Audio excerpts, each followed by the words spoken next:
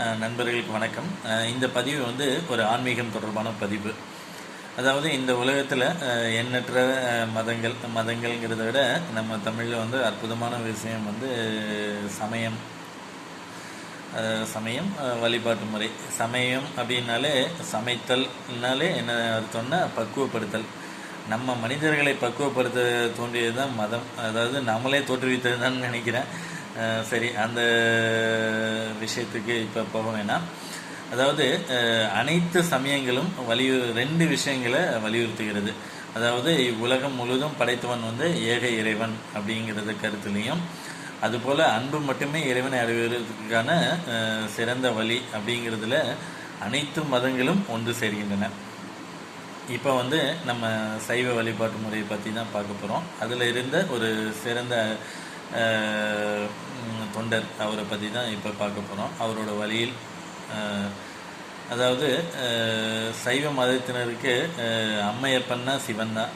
அதாவது இந்த உலகத்தில் உள்ள அனைத்து உயிர்களையும் படைத்தது சிவன்.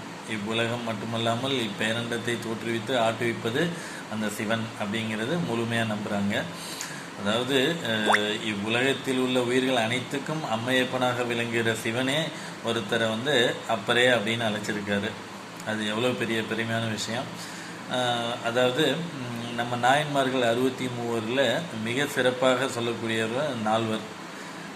அந்த 4 வந்து யாருன்னா தேவாரம் பாடிய 3: நாவுக்கரசர், சுந்தரர், ஞானசம்பந்தர், அப்புறம் திருவாசகம் பாடிய மாணிக்கவாசகர். இவங்க தான் இந்த 4 பேர். 4. இந்த 4 ஒருத்தர் தான் சிவன் வந்து அப்பரேன்னு அழைத்தார். அவர் யாருன்னா நம்ம திருநாவுக்கரசர் தான். திருநாவுக்கரசர். அவரை ஏன் அப்பரே அழைத்தார் அப்படின்னா, சிவனுக்கு ரொம்ப பிடிச்சவர் அவர் தானே. ஏன்ப்பா அப்படின்னு கேட்டால் அவர் என்ன சொன்னார்னா, ஞானசம்பந்தன் தன்னை பாடினான், சுந்தரன் பொன்னை பாடினான், என்னப்பன் என்னை பாடினான். அதனால தான் அவர் அப்பரேன்னு சிவன் வந்து அழைத்ததாக சொல்லுவாங்க. அதாவது இந்த அப்பர் ஒரு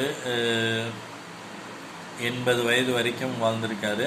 தன்னோட வாழ்க்கையில் பெரும்பான்மையான நாட்கள் அனைத்து சிவத்தலங்களுக்கும் நடையாக சென்று தரிசித்திருக்கிறார்.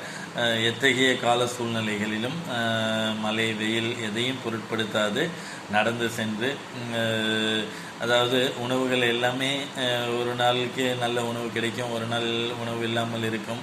அதை எதையும் பொருட்படுத்தாது அனைத்து ஊர்களுக்கும் சென்று சிவனை பாடி தொழுது தன்னால் முடிந்த உழவார பணிகளை செய்து தரிசித்து வந்திருக்காரு.